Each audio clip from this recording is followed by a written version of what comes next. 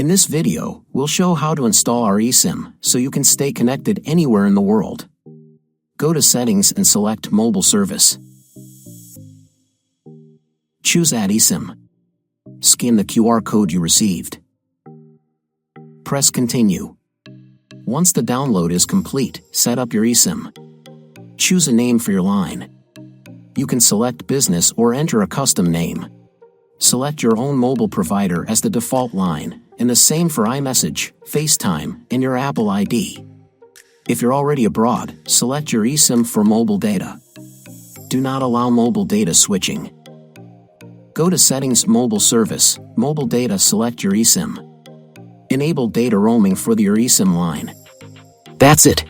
Now you're ready to enjoy seamless connectivity wherever you go. Thanks for choosing Cal eSIM.